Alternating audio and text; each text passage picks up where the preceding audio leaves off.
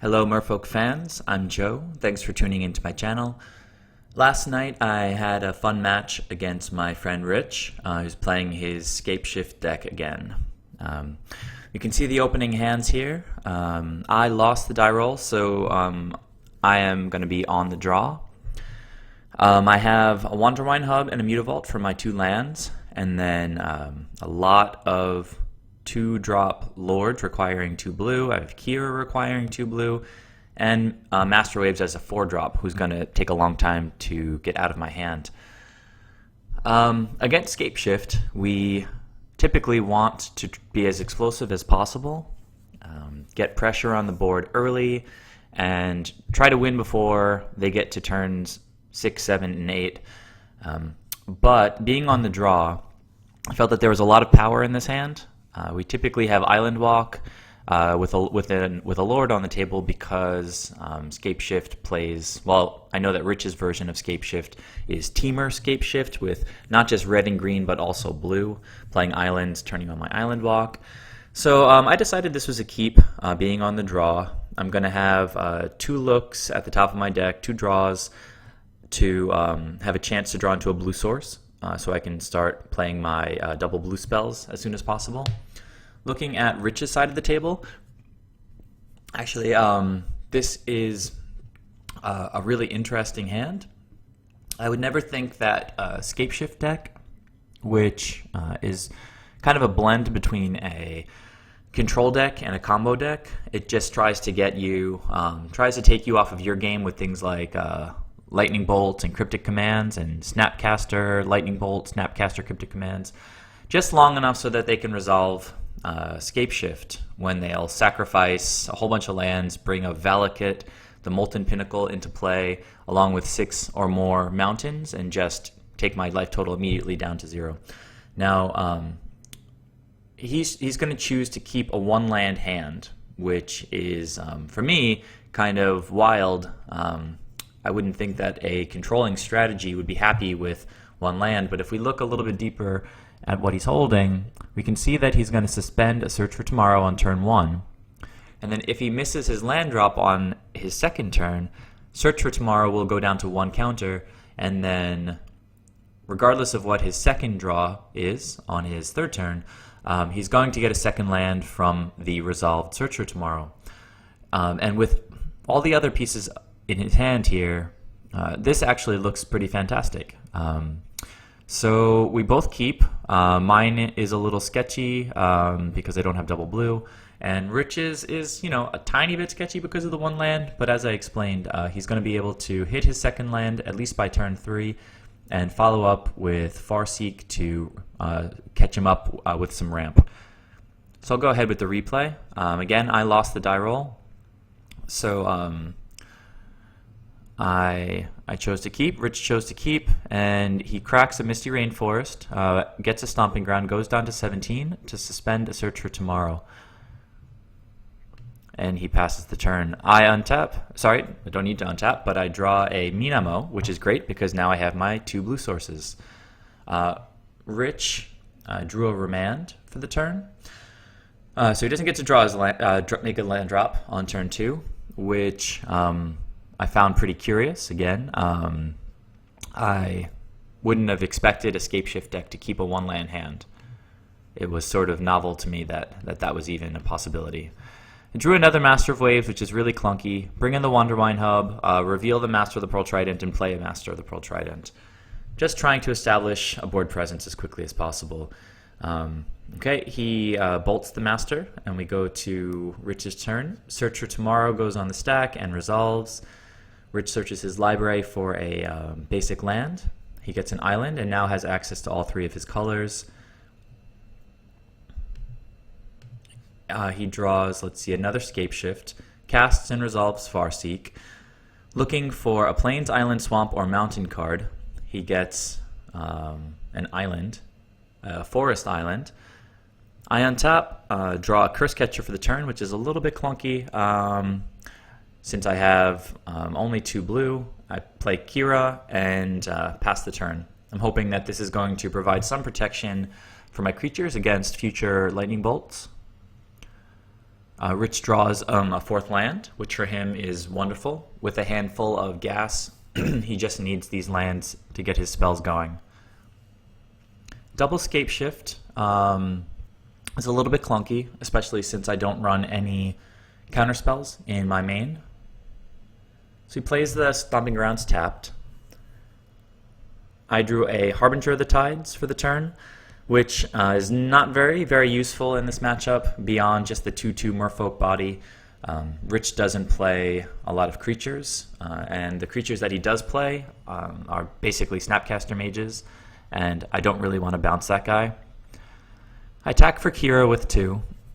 Rich also, I think, still plays Thing in the Ice. He's still testing that card, and that is a card that I don't mind bouncing with Harbinger of the Tides.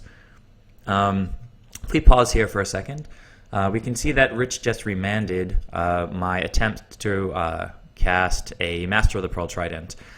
You can see how useful Cavern of Souls would have been in this game. I would have gotten one of my Merfolk on the table and would have allowed me to start attacking with Mutavault with a much faster clock with Island Walk online. However, without access to Cavern of Souls this game, Rich is able to slow me down with Remand, and especially since I'm short on mana this game, that's going to end up being a pattern that just punishes me this game. Rich plays Valakut.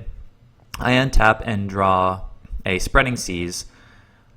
I figure I should probably start the turn with Spreading Seas, hitting Valakut, and drawing a card, hopefully hitting another blue source to open up my hand a little bit. So I go ahead and put Spreading Seas on Valakut. Rich tells me that that's great because he needs 3 blue for Cryptic Command. Blue. But turning Valakut off is also a good thing to be doing when playing against Scapeshift. I think, the number of Valakuts that Scapeshift decks play, can vary from, I think, 2 to 4. It's not something that they want to draw a lot of. They want to basically be getting Valakut off of Scapeshifts, which we can see Rich actually has 3 of in his hand now. Because if the opponent draws Valakuts, it comes into the battlefield tapped, and it's just really slow. It doesn't give them access to their mana right away. So I go ahead and hit the Valakut with the Spreading Seas, and I drew another Island Walk Lord, getting really jammed up. And I'll follow up with Curse Catcher after I attack with Kira for 2. Okay, looks like Rich here is going to choose to Snapcaster Remand, which is really rough, getting your 1-drop remanded and not being able to play it out again because of a shortage of mana. So Rich continues to draw lands. He's just biding his time until he hits 7. 7 lands is the turn when Scapeshift usually feels comfortable trying to resolve their namesake spell. We can see that Rich is at 1, 2, 3, 4, 5, 6 lands right now, and we'll probably go for the win next turn. If we check, you can see I drew another Island Walk Lord here. If we check the text on Valakut, we see whenever a mountain enters the battlefield under your control, if you control at least 5 other mountains, you may have Valakut the Molten Pinnacle deal 3 damage to target creature or player.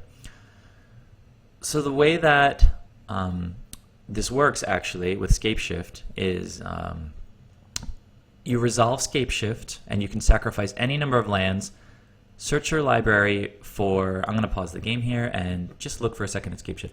You can sacrifice any number of lands. Search your library for that many land cards, not basic lands, not any particular type of lands, just any lands, and put them all into the battlefield tapped.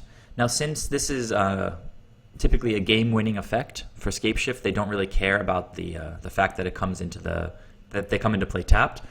So next turn, when Rich has 7 lands, he'll sacrifice all 7 of them. He'll go and get another copy of Valakut, since this one is now an island, and he'll bring in 6 mountains. It doesn't need to be a basic mountain. It can be an island mountain or a forest mountain, a mountain forest. As long as it has the text mountain on it, it's going to register with Valakut. So again, Valakut says whenever a mountain enters the battlefield under your control, if you control at least 5 other mountains. So when he brings in Valakut and the 6 mountains, each mountain sees 5 other mountains and triggers Valakut.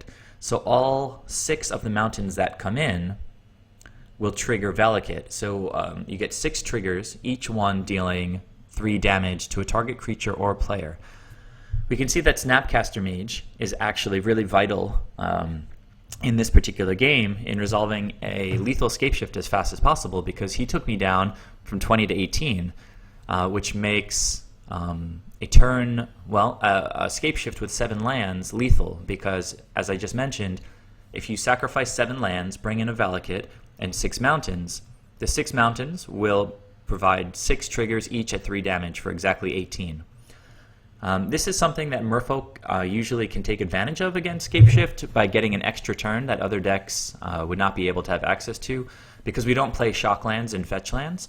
Our life total is usually safe at 20, and if the opponent wants to resolve a Scapeshift, a lethal Scapeshift with just 7 lands, he typically has to throw a lightning bolt at us ahead of time to make sure that 18 damage is enough for lethal.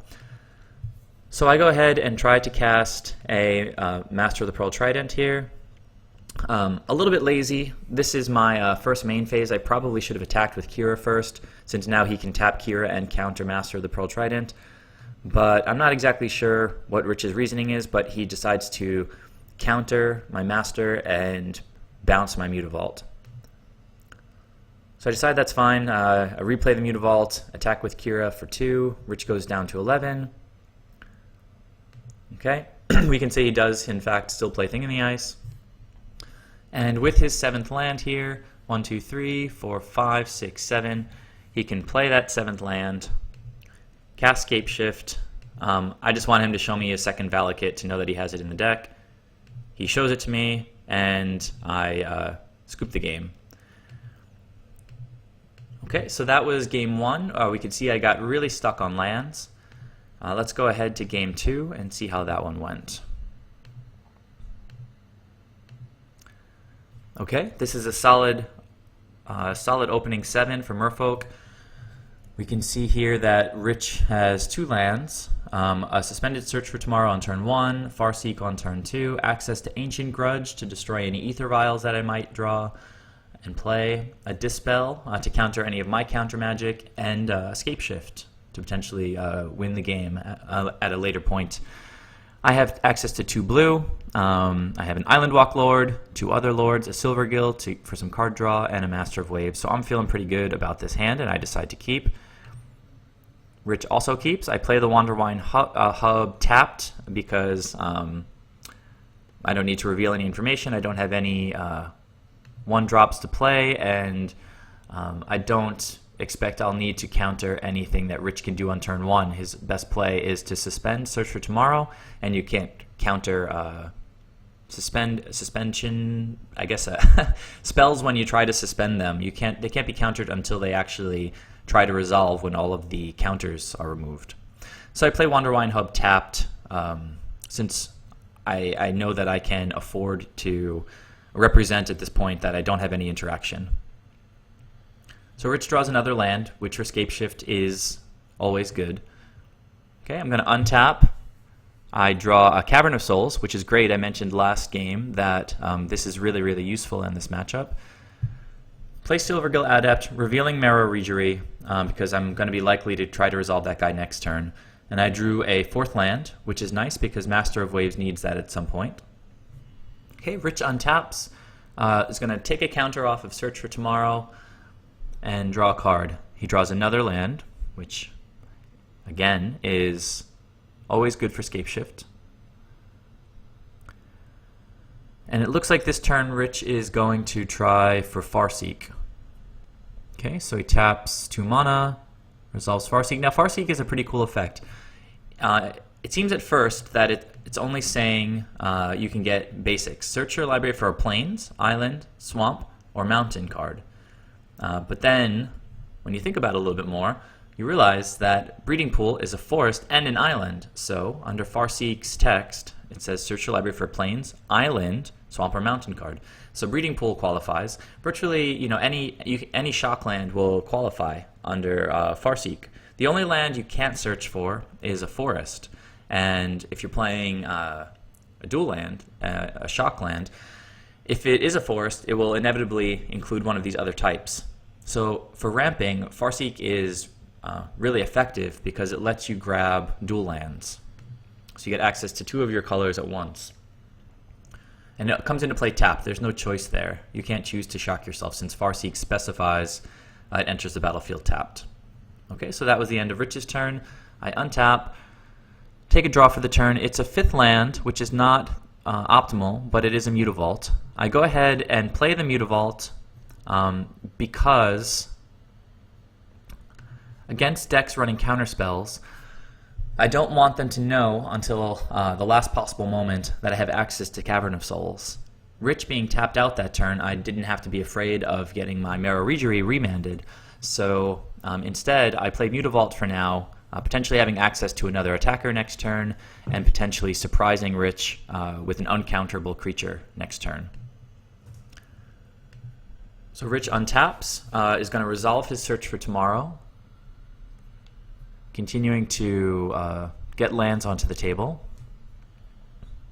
He chooses to get a basic island, draws a lightning bolt, which is great. He knows that in games 2 and 3, I bring in dispels and negates, and with me tapped out, he's most likely going to choose to kill my creature on his turn, so that I don't have a chance to save them with something like a dispel. So he does lightning bolt my Regery. That guy will die. And we can see that Ancient Grudge, destroy target artifact, is not very useful this game. And Rich is just going to have access to dispel on my turn. And I draw into a dispel myself. So at this point, with all of this blue mana open, I think it might be time to play the Cavern of Souls.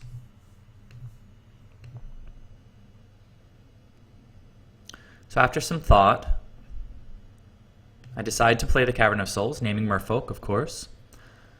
And I guess there were a couple of choices here. I could have played a Regery, leaving up Dispel. I could have played a Master of Waves, but that would have only made 2 tokens. Or I could have chosen, as I actually did, to play a Lord of Atlantis and attack with Silvergill and Mutavault.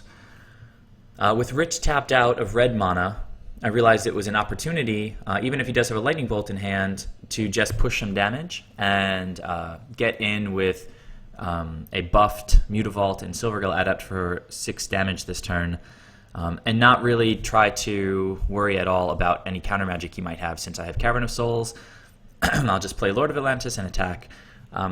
It involves some math about how fast the clock is. If I attack with the 3-2 Silvergill and 3-3 Mutavault, he'll go down to 9. Next turn, again, I'll have 3, 3, and 2, though I don't usually want to attack with Lord of Atlantis if he doesn't have Island Walk, since Snapcaster Mage can come out of nowhere and block him. We're going to think I could then play something like a Regery the next turn, but that takes Mutavault offline. The Lord becomes a 3-3. This is a 3-3. It doesn't look like I can attack and this turn and then just close it out next turn. With that being the case, I decide that Lord is good here because next turn I have a 5th land to play, which will allow me to safely play Regery or Master of Waves, leaving Dispel up. Or well, let's see how it goes. I don't want to get too far ahead of myself. So I play out the Lord of Atlantis, attack with the Mutavault and Silvergill for 6 damage. Rich goes down to 9. We can see that as far as racing goes, it's getting close to the point where Rich can get a Scapeshift for with 7 lands. This would be his 6th land this turn. But me sitting at 20, again, Scapeshift with 7 lands is not lethal. I would get another turn to attack after that. So he plays the Steam Vents tapped, and without another land in hand, Rich can't be feeling too comfortable right now. I draw a negate, for extra counter backup, which is really, really important against Scapeshift because you never really know what they have in their hand. They are a pretty controlling deck. So at this point, Rich could just be holding cryptic commands and remands, and if I try to attack and he tries to tap my team with a cryptic command, I can counterspell his cryptic command, but then he can come back at me with a dispel or with a remand, countering my counterspell. So at this point, when I have two counterspells in hand, I think with Rich at 9 that it's going to be best to push some damage this turn, keeping both counterspells up, and then try to close it out next turn. So I think a little bit about how I want to use my resources. I decide to activate Mutavault and attack with Silvergill and Mutavault. At this point, Rich has nothing he can do about this, so he's going to go ahead and take the damage.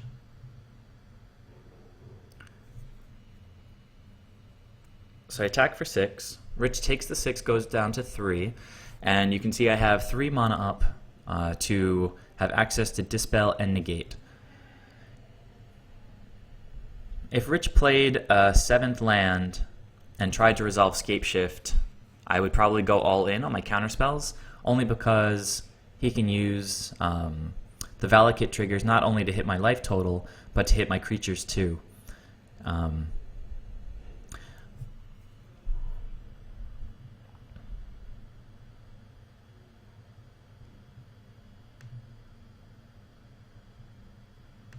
Okay, so Rich casts Serum Visions, drawing into a cryptic command. So now Rich has exactly the situation that I mentioned earlier, with a cryptic command to try to tap my attackers and Dispel to counter any counterspells that I might play. He could also choose with cryptic command to bounce Mutavault in order to prevent me from choosing to go to attacks with Silvergill representing lethal. If he tries to tap my team and doesn't bounce Mutavault after Cryptic Command resolves, I can then activate Mutavault and attack for 3 damage. He could also choose to bounce my Lord, reducing my clock without Mutavault only to 2 damage. But let's see how it played out. I drew another land, which I will choose to put on the battlefield and reveal one of my Merfolk just so it comes in untapped. And with the counters to back me up, I decide to just go ahead and activate Mutavault. Probably would have been best to actually go to the start of combat before doing that. Rich pays his 4 mana and puts Cryptic Command on the stack. I go ahead and try to dispel that before waiting for him to choose modes. That was a little bit hasty. You always want to see which modes your opponent is choosing to know what their priorities are. Sometimes it gives some information about maybe something else they're holding in their hand. So he's telling me he's going to tap my team and draw.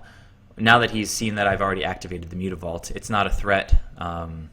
It's not a threat since he can tap it down. He sees the Dispel. He tells me he's going to tap my team and draw. He thinks he's safe with his Dispel backup.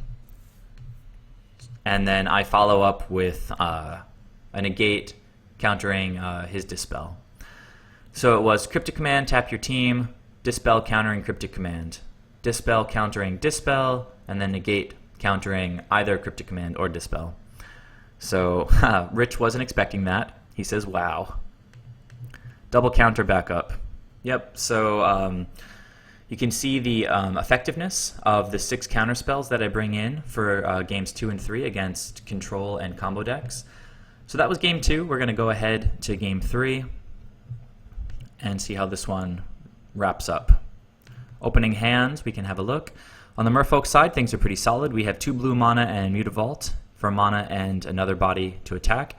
We have Silvergill for card draw, a 2-drop, 3-drop, and 4-drop with 2 Lords and a Master of Waves. On Rich's side, he has a Searcher Tomorrow to suspend. He has a Farseek to continue ramping on turn 2, or an Explore to play out these lands in his hand. So as far as Scapeshift goes, to me, this looks like a pretty decent hand because Explore is similar to Silvergill in the sense that it provides his deck with one of its sort of primary functions in ramping. allows him to play one of these extra lands that he has, while also drawing him a card, like Silvergill. But I think Rich chooses to mulligan this hand. Let's see how it went. So we look at our hands. Rich is going to be on the play. He takes his time and thinks about it.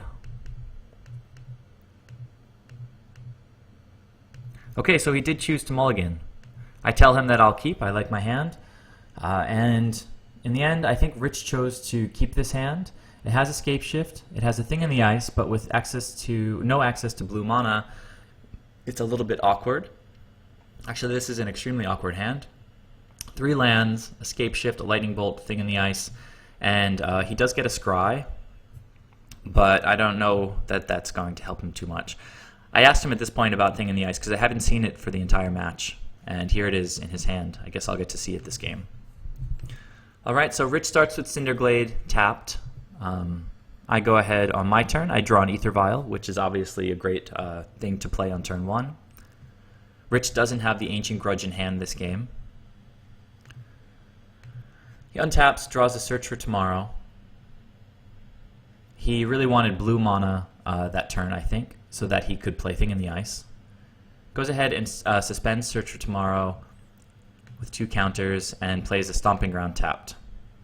On my turn, I untap, add a counter to Ether Vial, draw another Island Walk Lord, which is great. We want to just go ahead and apply as much pressure as possible this game.